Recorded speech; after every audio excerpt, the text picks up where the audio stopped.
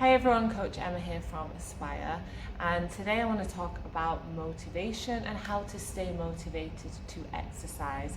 I'm sure that you have probably experienced this yourself, where perhaps you start a new exercise regime, or you get into a new gym or workout, or start working with a personal trainer, and everything feels really great and exciting, and the change is very motivating to begin with. And then after a couple of weeks, sometimes it might be that you start to decline in that motivation, and having the energy and the desire to get up and go and do the workout seems a little bit more challenging. The reason for this is because motivation is very unreliable. It is heavily connected to our emotions. So if you're having a really good day and you're in a good mood, you're more likely to feel motivated to go and do a workout. But let's say you've had a really bad day at the office and you're feeling quite stressed. The last thing that you're probably going to want to do is go to the gym. Maybe you're really tired and you just want to go home and call it a day. And then it can sometimes be that this can trigger off a bit of a cycle then of getting less and less motivated to work out, because then you come off the train, you jump off the train, and then it's very difficult to get back on track again. So how do people get around this? How do people stay motivated to exercise and work out when going through that transition? Well, motivation comes in two ways. So we have intrinsic motivation and we have extrinsic motivation. Intrinsic motivation comes from within. And when we're talking about this, it's more things that drive you to do a workout because it makes you feel good.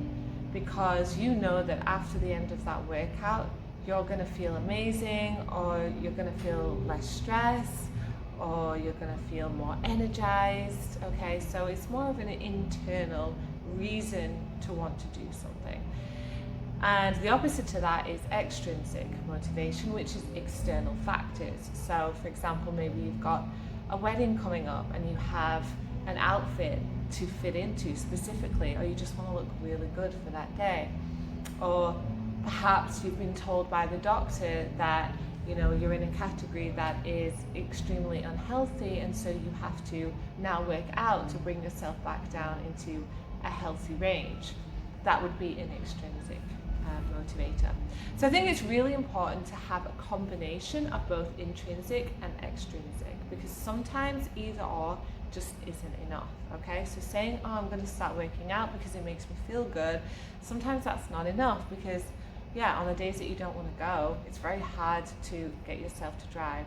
So sometimes for that, you got to look at having an extrinsic, an external motivator. And what could that be? Could you set yourself a goal each week and just break it down into each chunk and look at what can you achieve each week? Set yourself little micro goals, okay? That can really help. And then the vice versa, if your goal right now is more external, so you've been told that you have to work out, or you're working out so that you can fit into an outfit or for a specific event, have a switch around and think, okay, well, actually now how can I make this more internal? What else can I get out of this workout? How is it going to make me feel on the inside emotionally? What is it going to do for me internally if I go and do that workout? So that's one really good way of balancing out motivation, is making sure that it's not just internal and it's not just external, that you have a really good combination of the two.